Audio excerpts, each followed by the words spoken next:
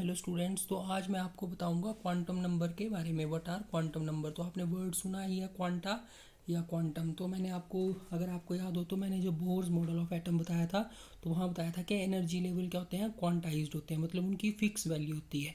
तो वहीं से वर्ड आया है क्वांटम नंबर। तो ये हमें क्वांटम नंबर हमें क्या बताते हैं और क्या नहीं बताते हैं, तो वो मैं आपको बताऊंगा। These are the four numbers which completely determine the position and energy of an electron in an atom. ठीक है, तो ये पहले तो हमें यहाँ से पता चल रहा है कि दीज आर फोर नंबर्स।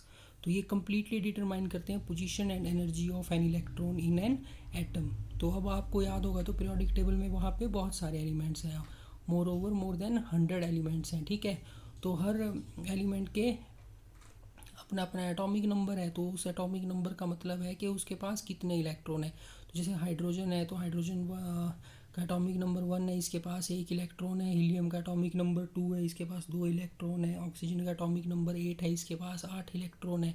ठीक है, तो उसी तरह से अलग अलग एलिमेंट्स के पास अलग अलग एटम्स के पास अलग अलग इलेक्ट्रॉन्स है।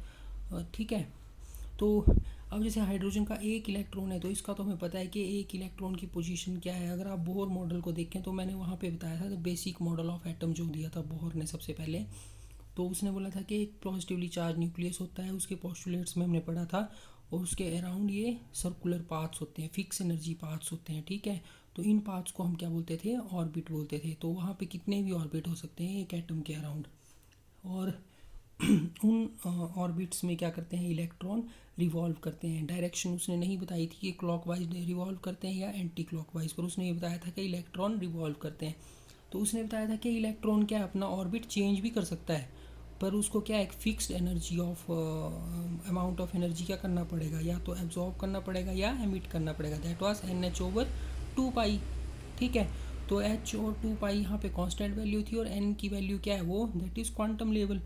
तो वो क्या करता है, एक पर्टिकुलर अमाउंट ऑफ एनर्जी को या तो एमिट करेगा या एब्जॉर्ब करेगा। ठीक है, और अपने ऑर्बिट को चेंज करेगा। तो इन केस ऑफ जैसे मल्टी इलेक्ट्रॉन एटम है, जैसे ऑक्सीजन है, तो ऑक्सीजन के पास 1 से लेके 1 to 8 इलेक्ट्रॉन्स है। जैसे फर्स्ट इलेक्ट्रॉन है, सेकंड है, थर्ड है, फोर्थ है, फिफ्थ इलेक्ट्रॉन है, सिक्स्थ इलेक्ट्रॉन है, सेवन्थ है, एट्थ है।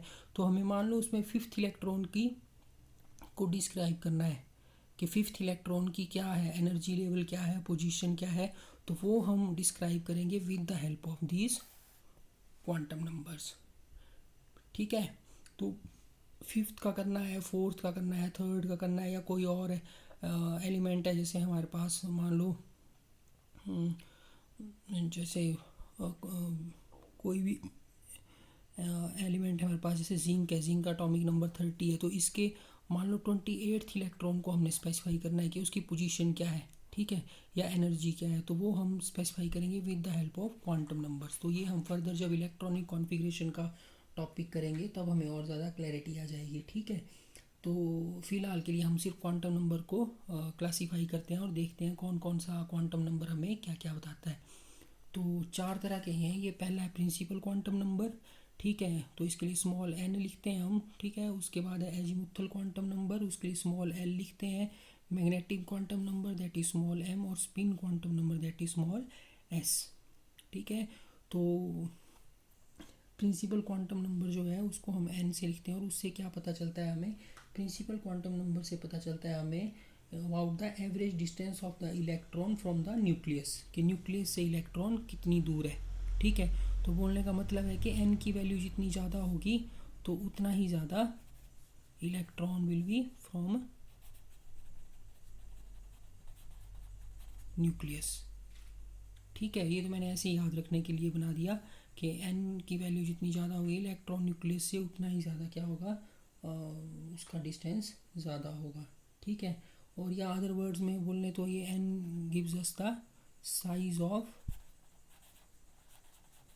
Electron cloud.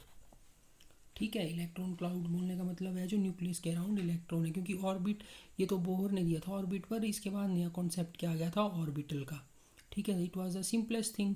तो ऑर्बिटल का मतलब था कि ये ऑर्बिट तो 2D स्पेस था, सर्कुलर पाथ था सिर्फ, पर orbital was a 3D space. 3D space का मतलब है जो स्फेरिकल था, डम्बेल था, डबल डम्बेल था, तो जितनी भी शेप्स थी इसमें वो उसमें पता चलता है, उनका पता चलता है कि इलेक्ट्रॉन क्लाउड का साइज़ क्या है। ठीक है, तो ये basically n is the principal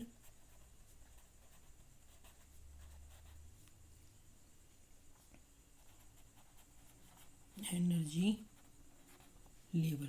ठीक है, उसके बाद है azimuthal quantum number. Azimuthal quantum number को हम एल से डिनोट करते हैं, स्मॉल एल से। ये लिखा है मैंने एजीमुथल क्वांटम नंबर।